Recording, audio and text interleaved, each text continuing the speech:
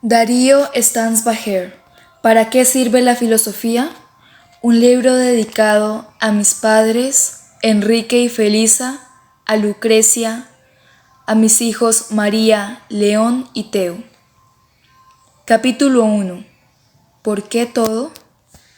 Gente, ¿quién es toda esta gente? ¿A dónde van? ¿De dónde vienen? ¿Por qué coincidimos todos en este colectivo hoy, ahora?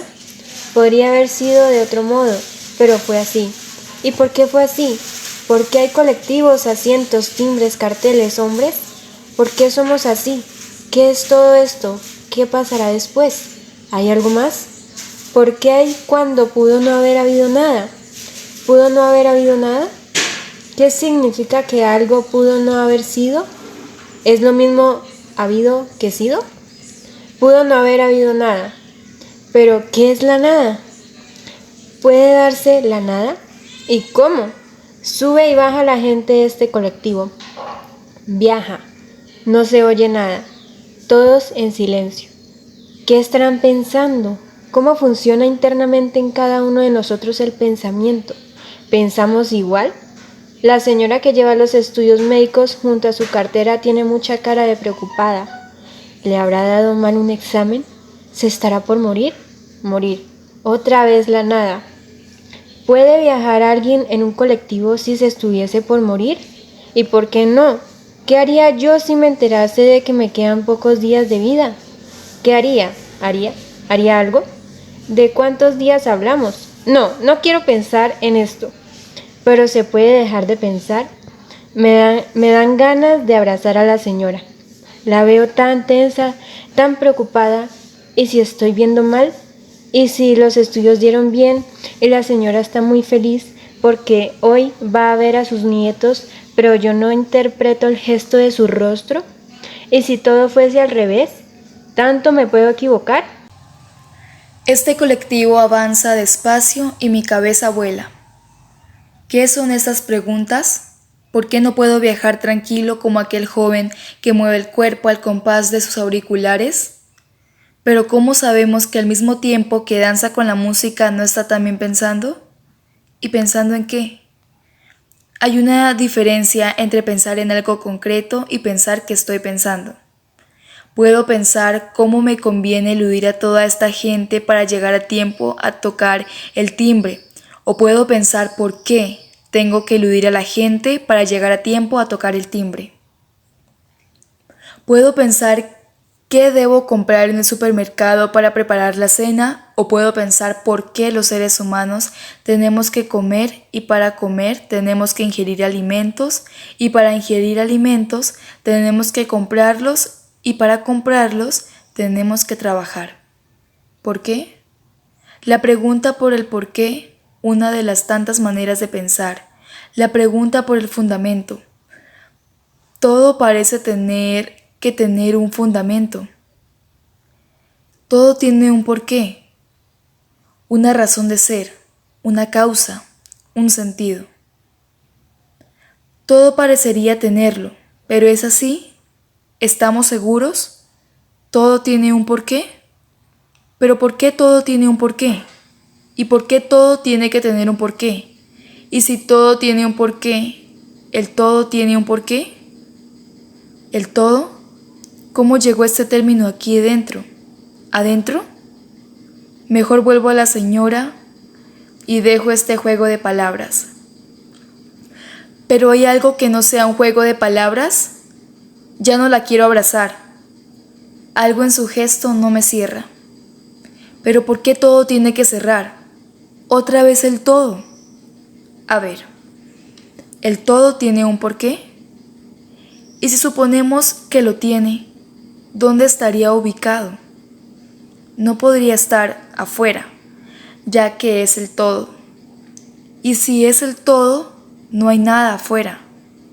Quiero decir que si nos tomamos en serio la idea de todo, nada puede serle indiferente. El todo tiene que contener todo, con lo cual si hubiera una afuera, esto solo nos demostraría que este todo no lo es todo. La cabeza vuela. Los viajes largos permiten una escapada, un salirse de lo cotidiano, o más bien un salirse desde lo cotidiano a lo que también nos interpela. Una señora con unos estudios médicos puede ser la punta del ovillo de una historia personal o de la historia del todo. Es que la señora es parte del todo, porque si no lo fuera, el todo ya no sería el todo, sino que sería el todo menos una señora con estudios médicos. Y por ello ya no sería el todo. Ahora bien, ¿cuál es el fundamento del todo? O mejor dicho, ¿cuál es el fundamento de todo? Creo que voy a abandonar la palabra todo por unos minutos. Se me fue desdibujando, perdiendo forma. Todo es un juego de palabras y en un juego a veces los objetos pierden su referencia y aunque sea desde el absurdo se liberan. Estoy mirando demasiado a la señora y me está sucediendo lo mismo que con la palabra todo. Mejor voy por otro lado. ¿Qué es un fundamento? En principio podríamos decir que un fundamento es un conjunto de palabras que intenta dar razón a otro conjunto de palabras. La única condición que parece que hay que satisfacer es que se trate de otro conjunto de palabras, de una otredad, de una diferencia. La frase llueve porque llueve no explica nada. La frase llueve porque Dios llora, en cambio, nos guste o no, brinda una explicación. Otra cosa es cómo y por qué se justifica. Pero entonces, si el fundamento del todo está en el todo, no se satisfaría este requisito. Y a la inversa, para que haya un porqué del todo, necesitaríamos que haya un afuera o por lo menos una otredad. Pero otra vez, si hay un afuera, ya no sería el todo. Volví al tema. Viajar en colectivo es una adicción. ¿Y si nos animáramos a pensar que el todo tal vez no tenga fundamento? Supongamos que todo lo que hay en el mundo tiene un porqué, menos el todo. Supongamos que en última instancia no es posible un fundamento del todo. ¿No resultarían igualmente válidos los fundamentos parciales? Puedo explicar todo menos el todo. Entiendo el fundamento del miedo de la señora, del colectivo, del viaje, del timbre, del sonido, hasta de la propia condición humana. Pero no puedo dar respuesta a la última pregunta, a la pregunta por el porqué de todo. Si así fuera, ¿seguiría habiendo un sentido? ¿Se puede tolerar que todo tenga sentido menos el todo? Hay sentido en este timbre que oigo, en el rostro ausente de la señora que fue al médico, e incluso puede haber un sentido en la clonación y en la mutación genética.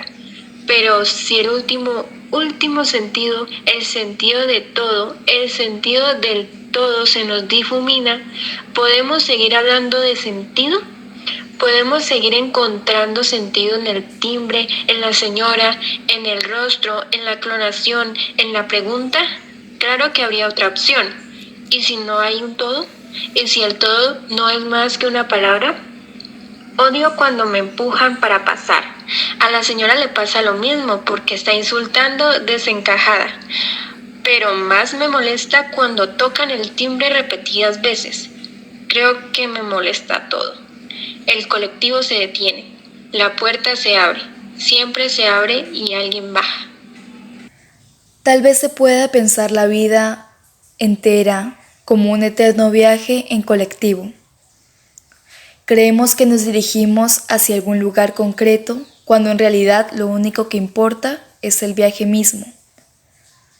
Porque en definitiva siempre estamos viajando. Viajar.